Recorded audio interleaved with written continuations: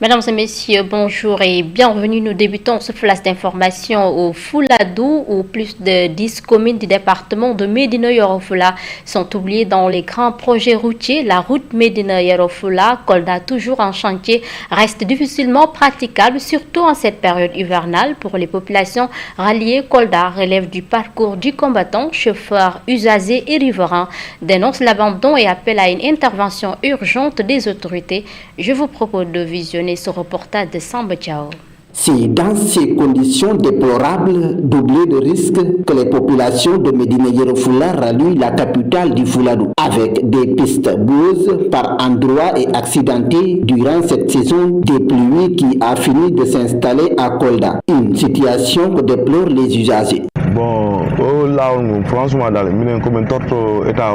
l'État doit nous aider à construire cette route. Ce qui me désole le plus, c'est de voir les femmes vendeuses qui quittent Médina Yoro Fula pour rallier Kolda à pied, faute de moyens de transport. La route est tout simplement impraticable. Normalement, le trajet entre Médina Yoro Fula et Kolda dure 30 à 40 minutes. Mais à cause de l'état dégradé de la route, il faut désormais plus de 2 heures pour le parcours.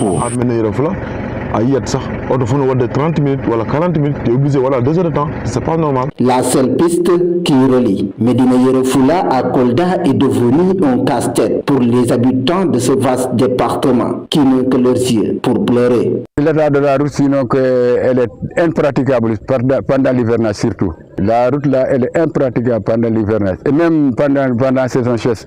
Il y a des trous partout, on peut partout des trous sur la route. Tu ne peux pas filer à vitesse.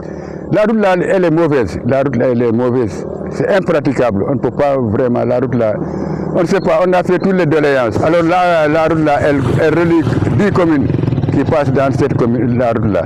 Nous sollicitons l'État de nous aider la route là. La construction de cette route reliant Médina Yoro Fula à Kolda, tangentée par l'ancien régime, avait commencé depuis quelques années maintenant. À quand sa réalisation? C'est la seule question que se posent les populations quand on sait que sa réalisation contribuera à l'économie de la région. Car Médina Yoro Fula se trouve être aujourd'hui le bassin arachidier du Sénégal. Retour à Dakar, le ministre de l'Environnement et de la Transition écologique, Daouda Ngom, a effectué une descente ce mercredi sur le site devant abriter le projet de construction d'une ville verte au lac Rose. L'objectif de cette visite est de constater sur le terrain les impacts environnementaux de ce projet. Le ministre en a profité pour annoncer un programme ambitieux. Je vous propose de suivre ce compte-rendu de Lamine Goudiabé. Située à quelques kilomètres de Dakar, Ville Verte ambitionne de devenir un modèle de ville durable, alliant respect de l'écologie et vision d'avenir. Et nous avons tenu à venir sur site pour voir de visu le site où le projet Orascom va installer cette nouvelle ville verte. Et nous sommes très satisfaits de cette visite que nous avons effectuée en compagnie de nos services techniques, mais surtout des autorités administratives. Et une fois au bureau, Inch'Allah, nous déciderons si Orascom aura son certificat de conformité environnementale ou pas. Après l'étape du site d'implantation du projet Ville Verte, le ministre s'est rendu au lac Rose avec une ambition claire. Un projet de création d'une réserve naturelle urbaine pour mieux protéger les lacs, avoir un cantonnement en permanence. Et le processus a démarré. Les services techniques ont commencé à discuter, à travailler avec tous les acteurs, avec les communautés locales, et avec la DGPU. Et Inch'Allah, peut-être dans les prochains mois, le lac Rose sera une réserve naturelle urbaine et on aura plus de leviers pour préserver cet écosystème particulier pour le Sénégal. Porté par la DGPI et Casa Orascom, ce programme de 400 milliards de francs CFA met l'accent sur la durabilité tout en répondant à la forte demande de logements sociaux au Sénégal avec la construction de 18 000 logements sans compromettre l'équilibre écologique et les activités socio-économiques autour du lac Rose. Le comité départemental de développement de la nutrition de Pikine a tenu sa première rencontre à l'arène nationale. C'est pour donner suite à une orientation de l'État allant dans le sens de mettre en place au niveau territorial des cadres de gouvernance de la nutrition. Selon le directeur exécutif de l'ONG Eve, Eau, Vie et Environnement, Abdou Diouf, cette rencontre entre dans le cadre du projet Agir avec les comités et les autorités locales pour des services de nutrition renforcés à Pikine. Ces propos sont recueillis par Momo Duning.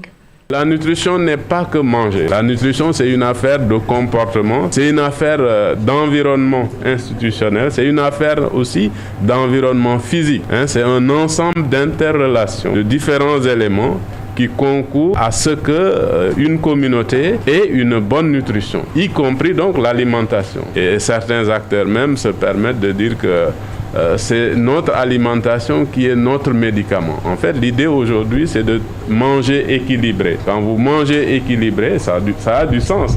Vous renforcez, vous améliorez votre nutrition. Par contre, si vous mangez dans une dynamique contraire, effectivement, vous créez les conditions d'une malnutrition, quel que soit d'ailleurs, par ailleurs, l'âge que vous avez.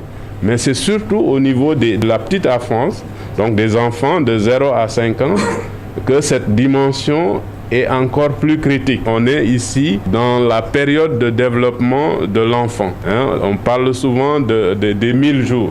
L'idée, c'est de permettre à ce que la personne puisse, dès les premiers jours, dans les premiers 1000 jours, puisse se développer, croître normalement.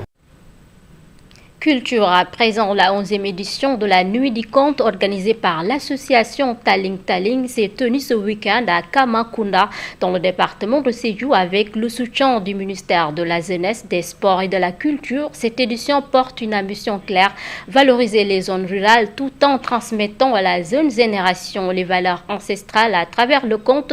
Ibrahim Makalou Sissi, membre de l'association de conte Taling Taling, s'est confié à Omar Sissé. Ailleurs, le succès a porté peut-être sur l'affluence, sur la masse, mais ici, le succès a porté sur la qualité des activités. On a eu à faire des activités extraordinairement intéressantes sur la culture, sur les connaissances des forgerons de la localité et des villages environnants.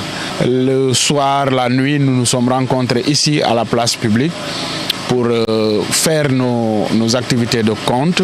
Nous sommes confiants que ce que nous faisons apportera dans le futur, en tout cas, beaucoup de bonnes choses aux enfants qui nous écoutent à chaque édition, comme cette 11e édition que nous avons organisée à Kamakunda, sous l'égide de l'adjoint au maire de Sédhiou, M. Omar Kanté.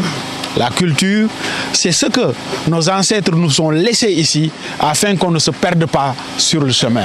L'idée, c'est de s'accrocher à son identité culturelle parce que tous les peuples sont sur la route et avancent.